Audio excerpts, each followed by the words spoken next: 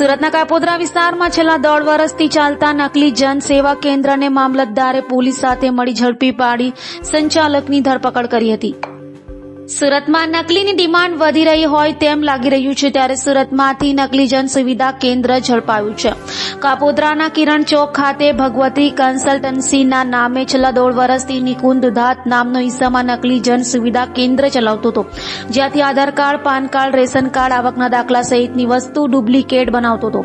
Duplicate light bill અને duplicate વેરા bill પણ નિકુંજ દુધાત બનાવતો હતો। હાલ તો મામલતદારે પોલીસ સાથે મળી નકલી જન સેવા કેન્દ્રને ઝડપી પાડી સંચાલક નિકુંજ દુધાત વિરુદ્ધ પુણા પોલીસ મથકે ફરિયાદ નોંધાવતા પુણા પોલીસે ગુનો નોંધી નિકુંજ દુધાતની ધરપકડ કરી કાયદેસરની કાર્યવાહી હાથ ધરી છે। રોજ મામલતદાર શ્રી પુણા અને કાપોદ્રા પોલીસની ટીમે કિરણ ચોક પાસે આવેલી ભગવતી કન્સલ્ટન્સીની એક શોપ જેના ધારક હતા નિકુંજભાઈ દુધાત, ત્યાં એવી માહિતી મામલતદારશ્રીને મળેલી કે એમની દુકાન ઉપર નકલી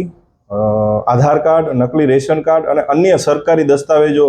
હોય એ બધા ડુપ્લિકેટ બને છે। તેવી માહિતીના આધારે પોલીસ અને મામલતદારશ્રીની ટીમે જગ્યા ઉપર રેડ કરી। જગ્યા ઉપર જોતા એમના કમ્પ્યુટરમાં જે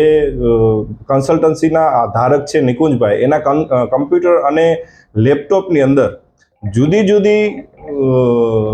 આધાર કાર્ડ, રેશન કાર્ડ અને જેટલા પણ સરકારી પ્રમાણપત્રો છે એના ડુપ્લિકેટ બનાવવા માટેના ફર્મા કમ્પ્યુટરમાં વર્ડ ફાઇલમાં મળેલા, જે બાબતે આને પૂછપરછ કરતા પોતે કોઈ જવાબ આપી શકેલ નહીં। જગ્યા ઉપરથી ઢગલાબંધ આધાર કાર્ડ, ઢગલાબંધ રેશન કાર્ડ અને આવા સરકારી દસ્તાવેજો જેનો કોઈ આધાર એની પાસે હોય નહીં, અને એક ડુપ્લિકેટ જનસેવા કેન્દ્ર તરીકે આખી એક શોપ ચલાવતા હોય, જનસેવા કેન્દ્રના બોર્ડ પણ મારેલા હોય, એમાં પણ કોઈ લાયસન્સ હોય નહીં। જેથી આ બાબતે પૂછપરછ કરતા કોઈ જવાબ ન દેતા આ બધા ડુપ્લિકેટ હોય એવું પ્રસ્થાપિત થતા મામલતદારશ્રીએ કાપોદ્રા પોલીસ સ્ટેશનમાં ફરિયાદ નોંધાવેલી, આઈપીસી 465/68 અને આઈટી એક્ટ મુજબની ફરિયાદ નોંધેલી છે, અને આરોપીને કોર્ટમાં રજૂ કરી અને તારીખ 26 માર્ચ સુધીના આરોપી હાલ રિમાન્ડ હેઠળ છે, અને આ સમગ્ર કૌભાંડની ઝીણવટભરી તપાસ હાલ કાપોદ્રા પોલીસ ચલાવી રહી છે। દરેક ડોક્યુમેન્ટ્સ બનાવવા માટે અરજદાર પાસેથી કેટલા રૂપિયા વસૂલવામાં આવતા હતા? ત્યાં ઢગલાબંધ ઘણી સંખ્યામાં જે રૂપિયા લેવામાં આવે છે એની પહોંચો મળેલી છે। એ પહોંચો ઉપર જુદા જુદા એમાઉન્ટ છે, કોઈમાં 500 રૂપિયા છે, કોઈમાં 700 રૂપિયા છે, પણ હાલ પૂછપરછમાં એવું બહાર આવ્યું છે કે જે